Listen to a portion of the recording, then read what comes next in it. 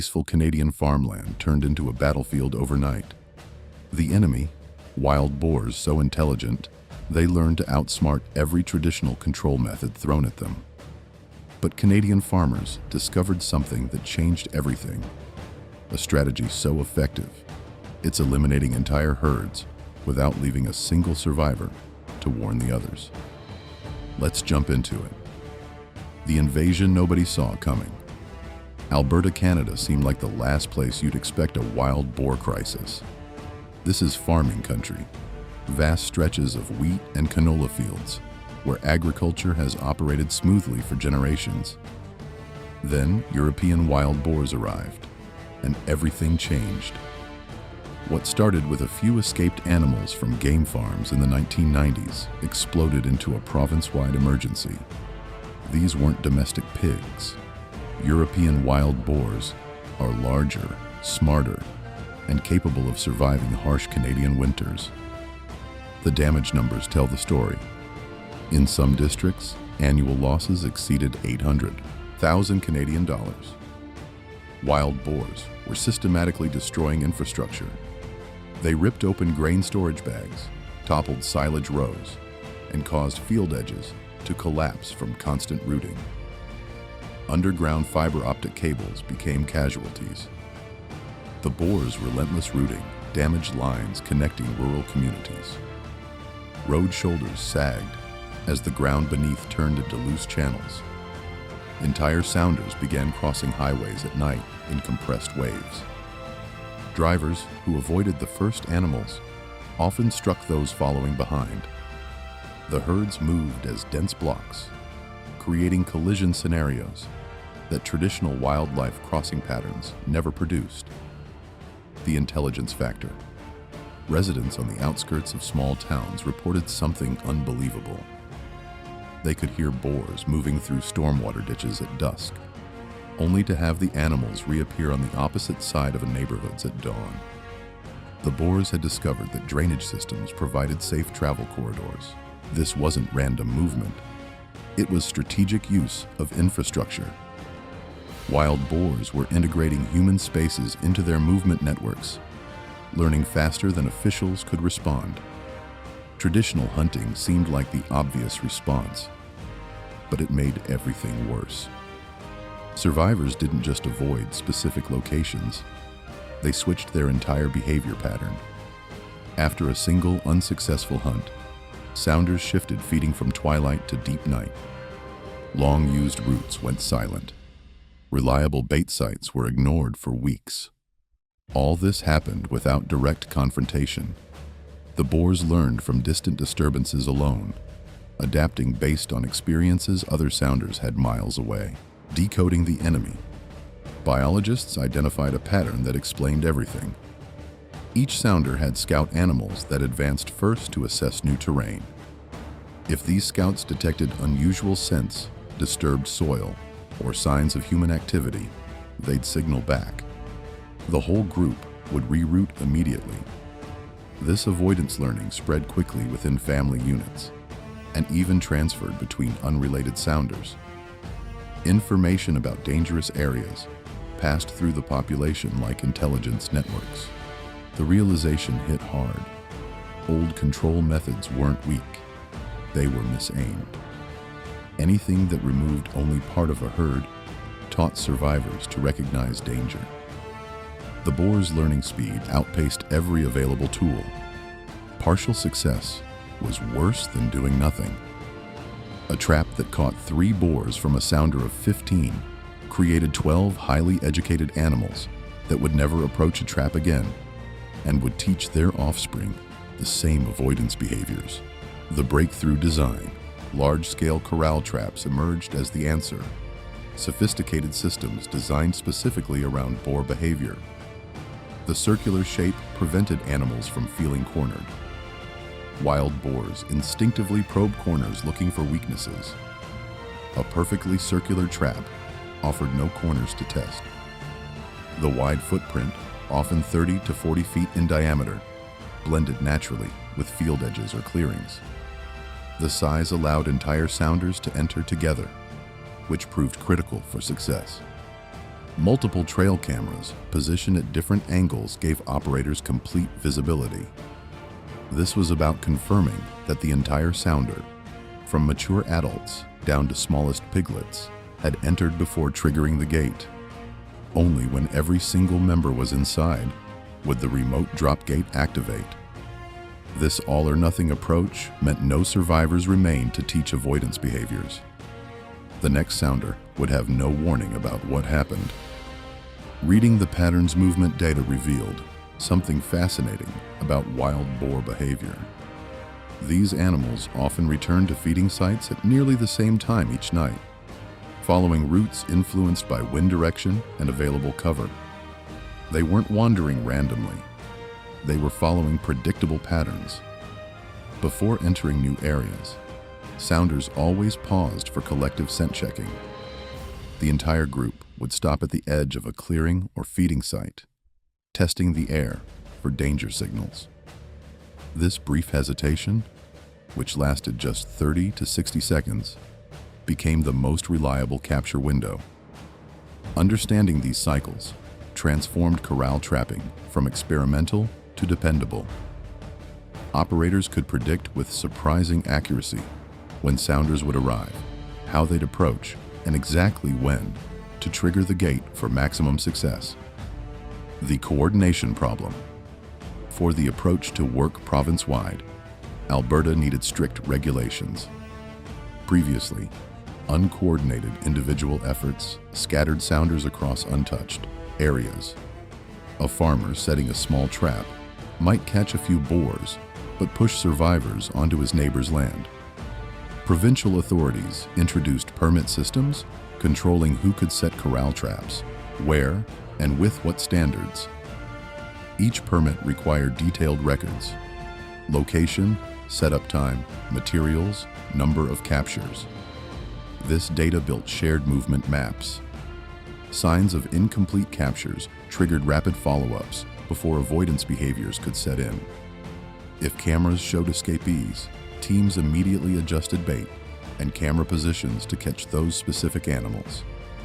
The system prevented coordination gaps that had doomed earlier efforts. Everyone worked from the same playbook, sharing information instantly. Engineering that works. Corral trap. Engineering matched real boar behavior. The circular design eliminated corners.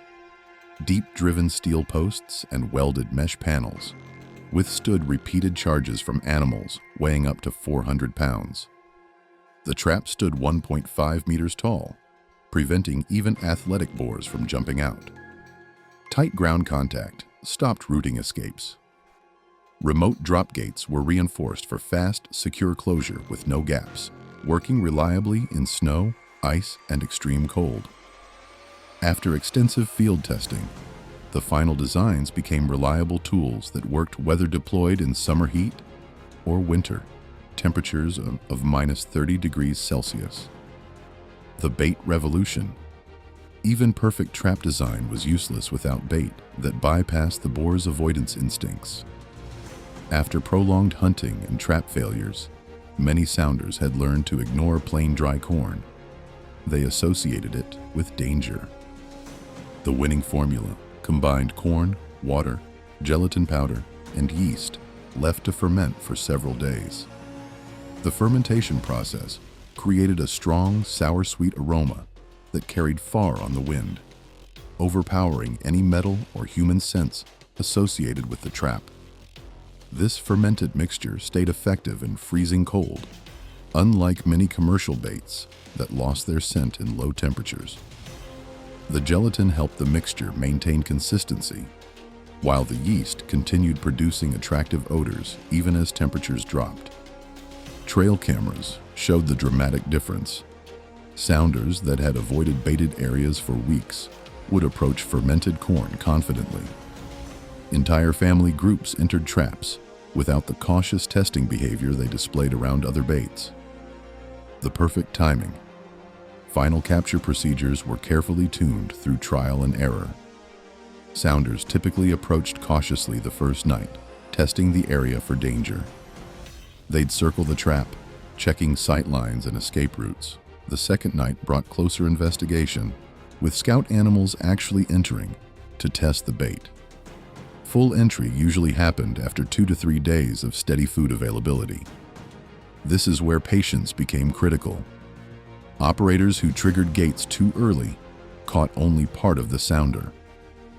Those who waited for confirmed full entry eliminated entire family groups.